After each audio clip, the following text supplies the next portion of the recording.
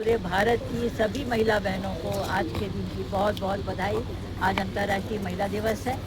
वैसे हम चाहते हैं कि हमारा दिन हर साल में पूरे 365 दिन हो, और है भी, लेकिन एक आज स्पेशल डे है, इसलिए आप सबको बहुत बहुत बधाई, शुभकामनाएं। और जितनी मेरी साथी बैठी हैं सबको महिला दिवस की बहुत बहुत शुभकामनाएं। यूँ तो हमारा पूरा साल होता है, हम बिना थके बिना रुके काम करते रहते हैं, लेकिन एक अपेक्षा है आसमान में उड़ने की। ये अलग बात है कि हम लोगों को उठाते उठाते खुद कहाँ रहते पता नहीं चलता। आज ये जो विशेष परिचर्चा आयोजित की गई है, मेरी अपेक्षा है साथियों से कि वो मैडम दूसरी बार हमारे क्षेत्र से सांसद हैं, महिला सांसद है, ये बड़े गर्व की बात है, हम सबके लिए गर्व की बात है। आपके संघर्ष से जुड़ी, आपके सामाजिक सरोकार से जुड़ी, और आपकी जो बुनियाद है किस तरह की है उससे जुड़ी, और आप क्या देखती हैं पूरे तस्वीर में महिलाओं को, इन सब से संबंधित सवाल हम करेंगे। तो पहले सवाल के लिए मैं सुमन को थैंक यू मैम। मैम मैं आपसे ये पूछना चाहती हूँ कि अंतर्राष्ट्रीय महिला दिवस आपके लिए क्या मायने रखता है, और आज भी महिलाओं को आगे बढ़ाने के लिए सबसे बड़ी बाधा क्या लगती है, और राजनीति में महिलाओं की भागीदारी बढ़ाने के लिए क्या क्या कदम जरूरी हैं, और इसके अलावा जो आज युवा लड़कियां हैं उनके लिए आपका क्या संदेश है जो नेतृत्व में आना चाहती हैं? बहुत सारे सवाल एक साथ। सबसे पहले तो महिला मैं हूँ, और आप सभी महिलाएं पत्रकारों का मैं स्वागत करती हूँ, दिल से स्वागत करती हूँ, सबको बधाई देती हूँ, शुभकामनाएं देती हूँ कि आज हमारा दिवस है, महिला अंतर्राष्ट्रीय दिवस है। यह हमें गर्व की बात है कि हम एक महिला हैं। आपने पूछा पहला प्रश्न अंतर्राष्ट्रीय दिवस महिला, मुझे इसलिए खास लगता है कि कम से कम दुनिया में महिलाओं को एक दिन तो फ्रीडम मिला, एक दिन तो उन्हें याद किया जा रहा है। वैसे तो हमारा हर दिन होता है, हम लोग, सही बात है, जैसा कि इन्होंने कहा, बिना रुके बिना थके सुबह से लेकर रात तक हम लोग हर काम करते हैं। जैसे दिल हमेशा धड़कता है, दिमाग हमेशा काम करता है और आंख हमेशा दिखती है, वैसे ही एक महिला है जो घर के काम में भी, समाज के काम में भी, और अपना परिवार को भी समेट के रखती है। मतलब देखा जाए तो दुनिया को भी समेट के वो अपने आप। और आज महिलाओं को आगे बढ़ने में क्या बाधाएं आती हैं? महिलाओं को आगे बढ़ने में बाधाएं तो बहुत हैं। हमारा जो भारत है, निसंकोच मैं कहना चाहूंगी, ये पुरुष प्रधान देश है। बोलते हैं ना कृषि प्रधान देश है, तो हम महिलाओं के लिए पुरुष प्रधान देश है। यहाँ पर महिलाओं को उतनी स्वतंत्रता नहीं है जो मिलनी चाहिए।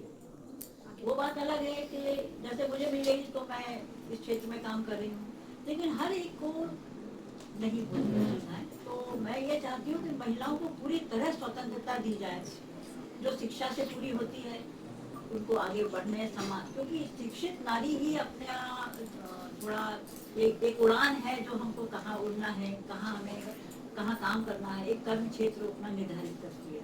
तो मेरे हिसाब से महिलाओं का शिक्षित होना सबसे पहला महत्वपूर्ण एक टास्क है, जो कि सब परिवारों को और सब माता पिताओं को करना है। जी जी मैम, मेरे जो क्वेश्चन है वो कहीं ना कहीं जुड़े हुए हैं। और राजनीति में महिलाओं की भागीदारी बढ़ाने के लिए क्या कदम जरूरी है? सरकार तो पंच से लेकर हमारे राजीव गांधी ने जो पंचायती राज दिया, फिर हमारे ग्रामों को भी एक नेतृत्व मिले काम करने का, एक प्लेटफॉर्म मिले। उसके अंतर्गत हमारी महिलाओं को पंच की, सरपंच की, विधायक की, सांसद की ये टिकट्स मिलते हैं, और मिलना भी चाहिए, क्योंकि आधी आबादी और पूरा हक होना चाहिए, राहुल जी का कहना है। लेकिन महिला, जब भी मैं जाती हूँ तो मैं देखती हूँ गाँव की स्थिति आज भी, कि सरकार हमको देती है, हमारी पार्टी हमको देती है टिकट, जीत भी जाती है महिलाएं, लेकिन स्वतंत्रता पूर्वक वो कहाँ है? उनके पति, मैं मजाक में कभी के बोलती हूँ, वो कहाँ है? तो वो बोलते हैं कि वो घर में खाना बना रही है, या वो बोल नहीं सकती, या वो पढ़ी लिखी नहीं है, या वो आ नहीं रही, बच्चे छोटे। और मैं आया हूँ, मुझसे पूरी बातें आप करेंगे, तो मैं कहती हूँ आप एसपी हैं क्या? मतलब सरपंच करती है ना? तो ये इस तरह से जब बातें होती हैं तो मन में कहीं एक दुख होता है कि हम महिलाएं क्या इतनी स्वतंत्र नहीं है, और जो स्वतंत्र महिला है, जो पढ़ी लिखी महिला है, क्यों ना उन्हीं को आगे बढ़ाया जाए, ताकि वो अपने लिए जगह खड़े होकर अपने कामों को, लोगों को फायदा दें। क्योंकि पति काम करता है ये गलत है, जो नेता चुना गया, जो काम करने के लिए उसको उपयुक्त माना गया है, जब सरकार मान रही है, पार्टी मान रही है, और तो और हमारी जनता ने जब उसे वोट देके जिताया है, तो काम करने का हक उसी का है। और जो मैम युवा जो लड़कियां आना चाहती हैं नेतृत्व में, उनके लिए क्या संदेश है? मेरा संदेश ये है कि सबसे पहले अपनी पढ़ाई पूरी करें, जिस योग्य वो हैं उस योग्यता का प्रदर्शन करें और आगे बढ़ें। राजनीति में ऐसी महिलाओं की बहुत ज़रूरत है जो समाज के लिए, जो खासकर महिलाओं को उठाने के लिए बहुत ज़रूरी है कि महिलाएं आगे आएं और स्वतंत्रता पूर्वक अपने को स्वतंत्र करके आएं। ये पूरा परमिशन लेके आए घर से कि हमें रोकेगा नहीं कोई, और जिस तरह से वो आती हैं तो अपना कर्तव्य का पूरा निभाव करें। ये मेरा मैम, आपके जीवन की वह कौन सी घटना है जो जिसने कि आपको प्रेरित किया इस राजनीति की ओर आने के लिए? क्योंकि हमने हमेशा आपको देखा है एक सरल जैसे कि एक गृहिणी होती है, सरल मृदुभाषी, मिलनसार, उसके रूप में कभी भी हमने आपको एक नेता के रूप में नहीं देखा, एक फैमिली मेंबर के रूप में देखा है। जहाँ भी हम मिले हैं आप हमेशा हम लोगों के साथ आत्मीयता से मिली हैं, एक परिवार की तरह मिली हैं। तो इसलिए हम जानने के लिए बहुत ज्यादा उत्सुक है कि ऐसी कौन सी घटना थी जिसने आपको प्रेरित किया राजनीति में आने के लिए? देखिए, ऐसा है कि आपने बिल्कुल कहा, ये मेरा सौभाग्य है कि आप मुझे इतना, ये आपका बड़प्पन है जो आप कह रही हैं कि मैं घरेलू में सचमुच एक गरीब महिला हूँ। जब मैं चुनाव जीत के गई थी तो स्पीकर साहब ने, जो हमारे ओम बिरला जी हैं, उन्होंने हम महिलाओं को, 4 प्रदेश की 4 महिलाओं को चाय पे बुलाया। तो मुझसे उन्होंने पूछा था कि आप कैसे यहाँ पर आए। तो मैंने उन्हें जो जवाब दिया था, मैं आपको भी वही जवाब दूंगी कि मैं रसोई घर से सीधा पार्लियामेंट में आई। इसके बीच में ना चुनाव लड़ा। हाँ, ये बात अलग है कि मैंने समाज का काम किया, चुनाव प्रचार किया, और जब मैं जहाँ मैं पैदा हुई वो पॉलिटिकल तो था ही नहीं, वो नॉन पॉलिटिकल थे, हम लोग सर्विसमैन थे। दूसरे मेरे दादा फ्रीडम फाइटर थे। प्रथम जो विश्व युद्ध हुआ, द्वितीय विश्व युद्ध हुआ, उसमें वो शहीद हुए हैं। और हमारे यहाँ मिलिट्री रूल में हम लोग पले हैं। 5 बजे उठो, घर का काम खुद करो, रात में जल्दी सो। इस वातावरण में हम लोग रहे। और शादी होने के बाद जब हम अपने राजनीतिक परिवार में आए, क्योंकि हम लोग आर्य समाजी, सभी धर्म को मानने वाले हमारे पिताजी थे, उन्होंने हमें यही सिखाया कि कोई छोटा बड़ा नहीं है। तो उसको लेके हम वहाँ पर थोड़ी थोड़ी छोटी छोटी सी लोगों की समस्याओं का निदान करते थे, हमारे पिताजी भी और हम भी। तो शुरुआत बीज बोया गया यहीं से हमारे दिल में कि दूसरों के लिए काम करो। और मैं क्लास 1 से लेके मेरे हिसाब से MSc तक कोई ऐसा समय नहीं हुआ जहाँ मैं क्लास की रिप्रेजेंट, कहना चाहिए मॉनिटर मैंने ना किया। और मैं यूनिवर्सिटी में गर्ल्स रिप्रेजेंटेटिव भी बनी थी, भोपाल यूनिवर्सिटी बरकतुल्लाह के नाम से। तो मैं गुणों को तो नहीं जानती कि ये मेरे में नेता गुण है, मैं नेता नहीं बनना चाहती, लेकिन मेरे में एक ख्वाहिश थी कि मैं किसी भी तरह से लोगों के कुछ काम आऊँ, छोटा से छोटा काम। कोई बीमार है तो उसको अस्पताल में दिखा दिया, कोई रास्ते में एक्सीडेंट हो गया तो उसकी सेवा कर दी। कभी कभी छोटे मोटे ऐसे काम कर देते थे तो हमारे पिताजी कहते थे, अरे वाह तुमने इतना बड़ा काम कर दिया, और हमें लगता था छोटा सा काम। अब जब शादी हुई तो हमारे ससुराल में जो हमने देखा कि यहाँ पर एक मेरे मन में एक बहुत ये था विचार कि नेता लोग अच्छे भी होते हैं। मैं समझती थी कि ये लोग अच्छे भी होते, ये जनता को परेशान करते, ये मेरे मन में धारणा थी। लेकिन जब यहाँ आई, जब बाबूजी के बारे में सुना, ससुर जी के, विश्रामदास महन जी के बारे में, फिर जो मेरी सास थी उनको मैंने देखा कि महन जी, मैं एक बात और मजाक में कहती थी, कोई कह रहा था कि आपकी शादी कब हुई, तो मैं ये कहती थी कि मेरी सगाई हुई थी किसी और से और शादी हुई किसी और से। क्योंकि जब मेरी सगाई हुई थी तब ये नायब तहसीलदार थे, PSC से आए थे। तो मैं तो नायब तहसीलदार की भी बनने वाली थी। लेकिन 6 महीने बाद जब मेरी शादी हुई, 7 महीने बाद, तो ये उस समय विधायक बन गए। तो मैं बड़ी थोड़ी अंदर से परेशान रहती थी कि ये तो गलत हो गया। लेकिन मतलब नेता को आप पसंद नहीं करती थी और आपको नेता तो से मेरी माँ हमेशा कहती थी, देख जो पसंद नहीं करती ना वही तेरी किस्मत में मिलता है। तो मैं जब यहाँ आई तो मैंने देखा कि मेरी जो सासू माँ थी वो इनके एब्सेंट में, कि जब ये कहीं सुबह से चले आते थे तो वो अनजान लोगों को भी इतनी आत्मीयता से मिलती थी कि जैसे वो बरसों से जानती हूँ। मैं कभी कभी पूछती थी कि दाई इनको आप जानती थी क्या? बोले नहीं। सबको मिलना, बिठाना, चाय पानी कराना, उसका आने का कारण पूछना, कि कागज ले लेना और कहना मेरा बेटा आएगा तो दे दूंगी। ये तो मैं ऐसा समझती हूँ कि प्रथम गुरु मेरी वही है राजनीति की। मैंने उन्हीं से सीखा, उन्हीं के साथ बैठ के मैंने ये सीखा। अब आप लोगों को तो पता है ये चुनाव नहीं लड़ना चाहते थे, स्पीकर बन गए थे विधानसभा के। जब टिकट वहाँ से आई तो इन्होंने रिफ्यूज किया कि हम नहीं बनना चाहते। लेते कि यहाँ लोगों ने मांग करती थी कि इनके पीछे पीछे आके मैं यहाँ घूमती थी। शायद आप लोगों में से किसी को पता होगा कि मैं यहाँ मेरे हिसाब से 97 से यहाँ घूम रही हूँ, 97-98 से। जयसिंह भैया का भी प्रचार किया था मैंने जब ये विधानसभा में विधायक बनने के लिए आए थे, उसके हिसाब से उसी समय आए थे 99 ऐसा कुछ मुझे लग रहा है। और विधानसभा में जाती थी, कोई बुलाता था तो हम लोग प्रचार एक प्रचारक के रूप में थी कि आ जाओ कांग्रेस का प्रचार करो। और इसलिए यहाँ के लोगों ने सोचा होगा कि ये है ऐसी तो इसको इसी को बना लेते हैं। तो इन्होंने मांग की और ऊपर से सुनी गई। आदरणीय सोनिया जी अध्यक्ष थी, उन्होंने मुझे टिकट दे दिया। तो ये सौभाग्य है कि आप सब लोगों ने ये दुआओं से यहाँ के लोगों से मैं जीत भी गई। ये हम सभी का सौभाग्य है कि आप हमारी नेत्री हैं। ये हम सभी कोरबावासियों का सौभाग्य है। ऐसा नहीं है, मैं सौभाग्यशाली हूँ कि मुझे काम करने का एक प्लेटफॉर्म, मैं नेता नहीं समझती अपने आप को। मैं कांग्रेस की एक सिपाही या कार्यकर्ता के रूप में काम करती हूँ। मुझे लगता भी नहीं है कि मैं सांसद हूँ। कभी कभी इनके पापा मुझे कहते हैं कि तुम सांसद हो, तुम समझो। और मैं सोचती हूँ कि मैं क्या समझूँ। मैं तो वही खाना बनाने वाली एक महिला हूँ जो एक आम महिला होती है। वो ऐसा करती भी हूँ मैं, शायद मेरे किसी भी सदस्य से घर के सारे काम करती हूँ। मैम जैसे समाज में राजनीति में कहा जाता है कि महिलाओं को आगे आना चाहिए, महिला नेत्री और ज्यादा होनी चाहिए, लेकिन दिखता नहीं है। जब टिकट की बात आती है या फिर नेतृत्व की बात आती है तो हम महिलाओं को कहीं ना कहीं पीछे छोड़ दिया जाता है। तो आपको नहीं लगता कि हम महिलाओं के लिए राजनीति या किसी भी क्षेत्र में आगे बढ़ने के लिए बहुत संघर्ष करना पड़ता है? तो क्या ये आपके साथ भी था? नहीं, मैंने तो कोई संघर्ष ही नहीं किया। मुझे तो घर बैठे टिकट मिल गई और मोहन जी ने मुझे जितवा भी दिया, क्योंकि मैं इतनी ज़्यादा पारंगत नहीं हूँ नेतागिरी में। लेकिन ये जरूर है कि शायद दूसरी बार जब मैं जीती तो शायद लोगों ने मुझे समझा या मुझे जाना या मेरे को पहचाना। तो मोहन जी को बहुत आसान भी हो गया कि मैं जीत भी गई लोगों से, या कुछ हो गया होगा। लेकिन सवाल ये है कि महिलाओं को रोका तो जाता है, इसके पीछे वही मैंने कहा पुरुष प्रधान देश है ये। हर जगह महिलाओं को कमजोर बताया जाता है, नहीं क्या जाने, इनसे बात मत करो, ये नहीं जानते। जबकि मेरा अपना आकलन है कि महिला पुरुष से ज़्यादा अच्छा काम करती है, ज़्यादा जानती है, ज़्यादा समझती है, क्योंकि वो उन परिस्थितियों से गुजर चुकी है बचपन से लेकर और अब तक।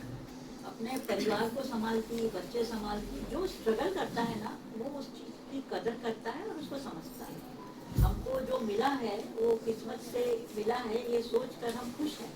और लोगों को शायद संतुष्टि मिलती है या नहीं, लेकिन किसी को एक बार मुस्कुरा दो, किसी के छोटे से काम की परेशानियों को सुलझा दो, मेरे हिसाब से इससे अच्छा काम करने तो है ही नहीं। ये मेरा धर्म यही है कि कर्म करो। वैसे आपने बहुत अच्छा, शायद सोनिया गांधी जी के बाद हमें देखने को नहीं मिली। तो इस बात पे आपका क्या कहना है? आप वहाँ पे हम सबको रिप्रेजेंट कर रही है, तो पार्लियामेंट में आपको क्या महसूस होता है? क्योंकि हमें देख के ऐसा लगता है कि हमारे रिप्रेजेंटेटिव वहाँ होते हुए भी उनके साथ उनको उस तरह का मौका नहीं मिल पाता है। तो क्या है, और पिछले 5 सालों में, पिछले 10 सालों में आप रही हैं, तो स्वरूप किस तरीके से बदला है इसकी? क्या अच्छा बुरा आपका अनुभव हम जानना चाहते हैं। देखिए, मुझे ऐसा लगता है कि हम लोग विपक्ष में हैं, बोलने नहीं दिया। बजट पे मैंने बोलने की इच्छा जाहिर की, हमारी पार्टी ने भी हमको ओके कर दिया। मैंने लेख लिखा, 4 दिन मेहनत की, हम लोग को वहाँ बोलना एक एक शब्द लगा। यहाँ तो हम कुछ भी बोल दे रहे हैं मजाक में, लेकिन वहाँ हमें बहुत संयत होके और बहुत डिफिकल्ट है बोलना कि हमारे मुँह से एक शब्द भी गलत ना लगे, सब रिकॉर्डिंग होती है। लेकिन उसके बाद भी टाइम नहीं दिया गया, नहीं बोला। कहीं ना कहीं दुखी हो गए।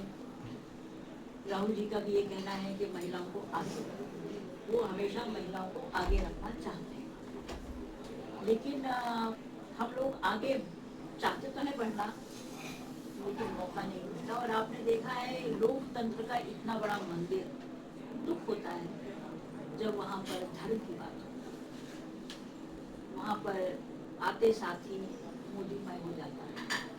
दुख लगता है। आप लोगों ने शायद टीवी में वो चीजें नहीं देखने को मिलती जो हम देख रहे हैं। वहाँ पर सिर्फ एक ही को पूछा टीवी में तो फिल्टर्ड ही कुछ Filtered। दिखाते हैं। मतलब ये आता है कि हम लोग सोचते हैं कि हम लोकतंत्र के मंदिर में बैठे हैं, एक राजनीतिक जनप्रतिनिधि के रूप में बैठे हैं, या हम किसी ऐसी जगह बैठे हैं जहाँ सब अपने को बताना चाहते हैं। मैम इसी से रिलेटेड अभी एक क्लिप आई थी जब वंदे मातरम का डिस्कशन चल रहा था। प्रियंका जी की एक क्लिप थी जो इंस्टाग्राम पे मेरे विचार से सभी ने देखी होगी। उनका कहना था कि आज हमें यहाँ पे जनता ने इतना भेजा है, हमें अपने बात करनी चाहिए, जनता के मुद्दों पे बात करनी चाहिए, लेकिन जो समय है वो ऐसी बातों में शायद जा रहा है जो कि आज के समय में प्रासंगिक नहीं है। उन्होंने कहा था कि सारी पुरानी शिकायतों के लिए समय निर्धारित कर लिया जाए और उसके बाद हम राष्ट्रीय मुद्दों पे बात करें। तो बस ये भी देखिए, वंदे मातरम हमारा राष्ट्रगीत है, ये सब जानते हैं, और वंदे मातरम कितना गाते हैं ये भी हम सब जानते हैं। जो हमारा जनता को सरल सुगम हिंदी में जो गा सकते हैं, संस्कृत हमारे हर कोई गाँव वाले नहीं गा, मगर वंदे मातरम हम कहते हैं कि वो लोग भी नहीं गा, हम भी नहीं गा पाएंगे। जो हम दो जंजा गाते हैं, और ये मेरा भी सौभाग्य है कि वंदे मातरम से ही ज्योत्सना मेरा नाम लिया गया था मेरी मौसी ने। तो मैं जब गाना होता है, मैं अपने आप को गर्व महसूस करती हूँ कि देखो मैं इतनी छोटी आदमी हूँ और उसमें मेरा नाम है। तो ये सभी लोग जानते हैं, लेकिन उसके बारे में डिस्कशन करना और 10 घंटे 15 घंटे हम लोगों का वेस्ट करना, क्योंकि हम लोग जाते हैं अपनी क्षेत्र की परेशानियों को लेकर, राज्य की परेशानियों को लेकर, जनता की परेशानियों को लेकर, हमको बोलने नहीं दिया जाता। राहुल जी, प्रियंका जी कह रहे हैं, बिल्कुल ठीक कह रहे हैं, लेकिन वो सिर्फ 70 साल में जीना चाहते हैं ना पिछला, और या तो 2047 को दूरबीन से देख रहे हैं, लेकिन वर्तमान को देखना ही नहीं चाहते। मेरा ये एक सोच है कि जो वर्तमान में नहीं जी पाया वो भविष्य में क्या जी। मेरा अपना सोच है कि वर्तमान पहले आज काल करे सो आज का राज करे सो अब, ये क्या कह रहे हैं, अभी तो पढ़े हैं परसों, ये नहीं होना चाहिए मेरे हिसाब से। इनको अभी देखना चाहिए कि हमारी क्या परेशानियां हैं, क्या हमारी जनता की मांग है, क्या हमारे प्रतिनिधि जो आए इनको बोलने दिया जाना चाहिए। मैम ये तो कहा जाता है कि महिलाओं को राजनीतिक सामाजिक या हर क्षेत्र में उन्हें सबसे आगे दर्जा दिया जाता है, लेकिन कहीं ना कहीं जो महिलाएं हैं वो अपने गृहस्थ जीवन को देखते हुए कहीं ना कहीं वो मौका से चूक जाती हैं और चाहते हुए भी नहीं आगे आ पाती हैं। तो इस हिसाब से मैं आपसे ये जानना चाहूंगी कि आप अपने इस क्षेत्र में पहुंचने तक आपने गृहस्थ जीवन को भी अच्छे से संभाल के रखा हुआ है, तो इसका आप महिलाओं को क्या मंत्र देंगे? मैं महिलाओं को एक मंत्र देना चाहती हूँ। मैंने चारों बच्चे सेल्फ डिपेंड होकर पाले, इनकी पढ़ाई से लेके, बीमारी से लेके, ये तो सामने बैठी हैं, कॉलेज तक का एडमिशन से लेकर के पढ़ाई तक करवाना, क्योंकि वहाँ जी पास का समय नहीं था। वो तो जनता के सेवक हैं, तो उन्होंने अपना, हमने उनको कहा कि आप अपना काम करिए, आप अपना काम करिए। महिला यदि चाहे तो बच्चा को पाल भी सकती है, सेवा भी कर सकती है सास ससुर की, घर में खाना भी बना सकती है और बाहर का काम भी कर सकती है, जहाँ चाह वहाँ राह। तो मैं हर महिला को ये कहूँगी कि टाइम वेस्ट ना करें अपना, वो अपने कामों को, घर गृहस्थी को करते हुए भी हम समाज की सेवा कर सकते हैं, तो हमें करना चाहिए। मुझे तो मौका नहीं मिला, अब मिल रहा है, तो मैं बच्चों को भी देखती हूँ, इनके बीमारी में या कुछ होता है तो उनको दौड़ के भाग के जाती हूँ। मेरी बच्ची का भी ऑपरेशन था अमेरिका में, कॉल ब्लैडर का, तो मैं वहाँ 10 दिन के लिए गई थी उसकी सेवा करने।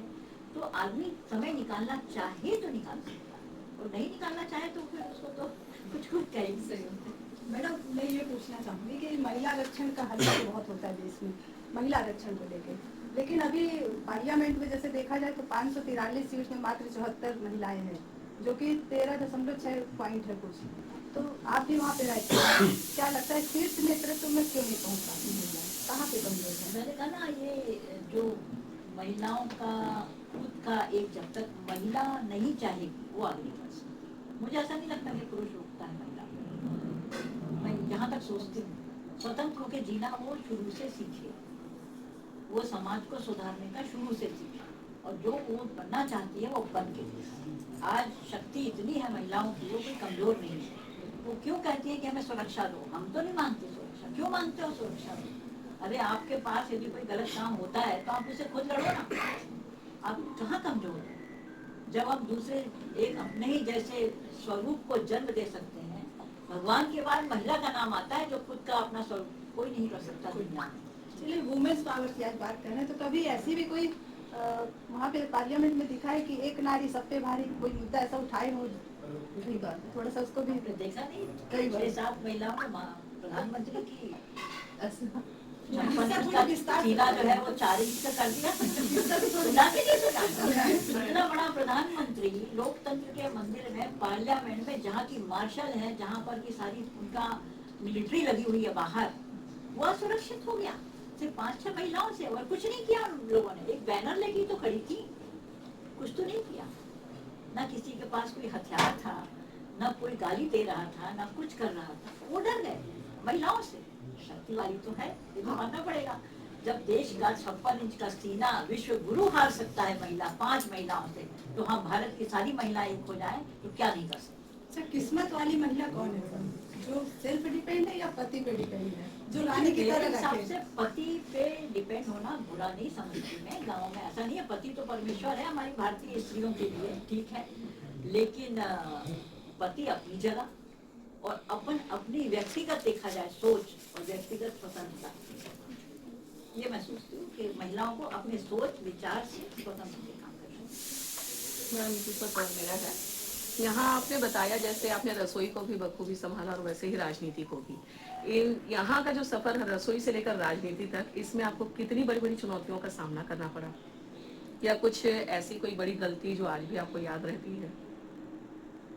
मेरे हिसाब से गलती तो मैंने कुछ नहीं की। कहीं कहीं कमजोर जरूर पड़ी हिम्मत। मैं कभी कभी जैसे उतार चढ़ाव जीवन के आए, कभी महाजी जीते तो कभी हारे।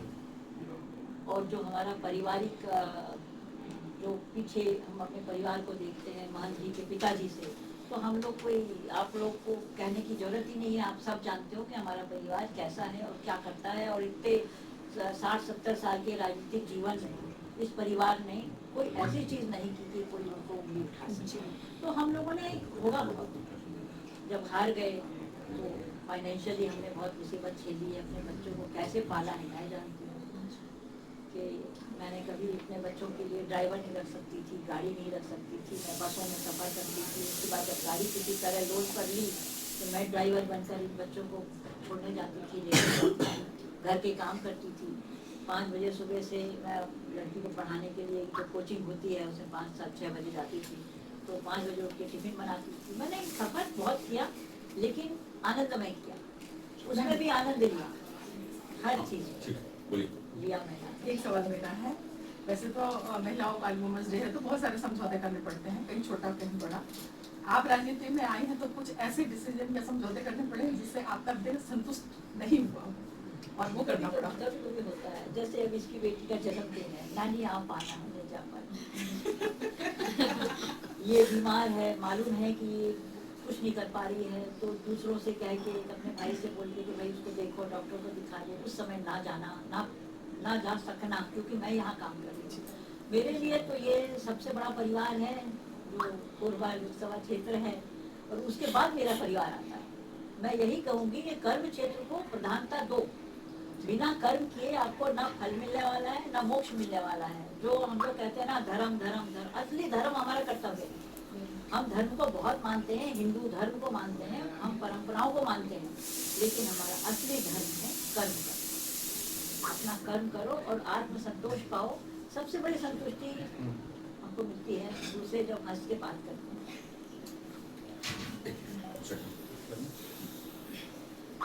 हो गया सारे बस नहीं? कि आज के क्षेत्र में है, आपकी शिक्षा क्या है और आज के क्षेत्र में जो पढ़े लिखे लोग हैं उनके बारे में उनको क्या संदेश देना चाहेंगे? मैंने जूलॉजी या जंतु शास्त्र, जंतु विज्ञान में मैंने MSc की, मास्टर ऑफ साइंस की है। और कैंसर पे मेरी रिसर्च थी जो मैंने 3 साल मैंने करी भी है, और स्टाइपेंड भी मिलता था मुझे UGC से, लेकिन मैं शादी के बाद नहीं कर सकती, तो वो अधूरी है मेरी, और आज भी अधूरी पड़ी है। और मेरा सोच है कि पढ़े लिखे होने से हमें कहीं ना कहीं हम नौकरी नहीं कर पाए, चलो ठीक है, लेकिन जो हमने पढ़ा है वो कहीं ना कहीं जीवन में काम आता है। या तो किसी को पढ़ाने के रूप में, ये वो धन है जो कोई चुरा नहीं सकता, तो पढ़ा लिखा होना चाहिए। मैडम जो आज पढ़े लिखे हैं लेकिन कुछ नहीं कर पा रहे हैं, उनके लिए क्या संदेश देना चाहते देखिए, पढ़ लिख के कोई जरूरी नहीं कि हम नौकरी करें, आप दूसरों को शिक्षित करें, बच्चों को शिक्षित करें, जिस काम में रुचि हो वो करें। तो ये कोई जरूरी नहीं है, आपका जो रुचि है वो आप करिए, उसमें कोई नहीं रोक सकता किसी भी तरीके से समय। मैम, आज के समय में हम लोगों को अपने घर में भी 100% देना है, काम में भी 100% देना है, लेकिन इस बीच में मानसिक तनाव जो महिलाओं के सबसे ज्यादा हावी होता है, उससे कैसे बचें?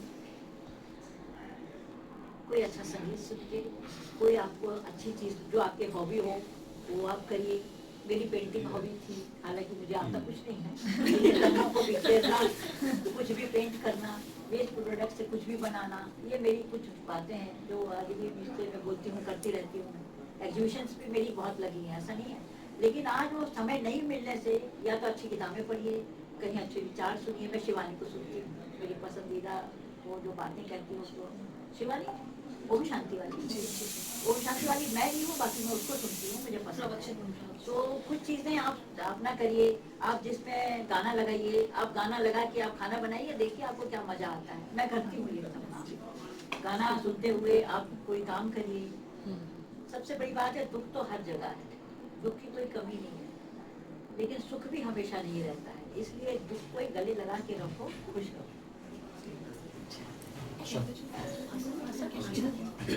मैम, ये सारी बात हो रही है तो आज हम सभी शहरों में खास करके अपनी बेटियों को मजबूत बना रहे हैं, तो क्या आज जो माँ है उनके ऊपर एक रिस्पॉन्सिबिलिटी और है कि वो उन सशक्त लड़कियों के लिए अपने बेटों को तैयार करें, क्योंकि समाज में हम लड़की को तो आगे बढ़ा रहे हैं, मजबूत बना रहे हैं, उस मजबूत लड़की के लिए लड़के तैयार नहीं होते। जब वो शादी करके आती है तो वो उसको हैंडल नहीं कर पाते हैं, सह नहीं पाते हैं। असल में क्या है, आपने बहुत अच्छी चीज कही है, जब तक एक नारी, महिला दूसरी महिला का सम्मान नहीं करेगी तब तक आप सशक्त नहीं बन सकते। माँ को चाहिए अपनी बेटियों को आगे बढ़ाना, बेटियों को भी चाहिए कि जो वो सीख के अपनी माँ से आई है उसको आगे बढ़ाए। और रही बात ये कि कह नहीं सकते तो बेटे तैयार नहीं है मैडम। नहीं, तो क्या होता है जब ज्यादा पढ़ी लिखी होती है तो कई लोग कहते हैं हम शादी नहीं करेंगे, ये बहुत बड़ी लड़की है, तो ये गलत है। लड़की महिला का दिल वही है, उनका मन स्थिति वही है, वो कितनी भी पढ़ी लिखी हो जाए, कितनी भी बड़ी बन जाए, घर में वो एक महिला के रूप में ही काम करती है, माँ बनकर, बहन बनकर, बेटी बनकर, पत्नी बनकर वो काम करती है, और उसके बिना घर हो भी नहीं सकता। घर एक महिला से ही बनता है, ये लोगों को सोचना चाहिए और महिलाओं को पढ़ने से रोकना नहीं। मैडम, महिला अपराधों को कम करने के लिए लगातार, क्योंकि बढ़ ही रहे हैं, क्या प्रयास किए जाने चाहिए? अपराधों, महिला अपराध, महिला ये देखिए, मैंने अब इससे मैं कुछ कहूँगी तो राजनीतिक बात हो जाएगी। जब आदमी के पास काम नहीं रहता, जब आदमी पढ़ लिख कर बेकार घूमता है तो अपराधों की तरफ दौड़ता है। ये हमारे ऊपर सरकार ना इसके लिए कुछ कर सकती, ना पुलिस।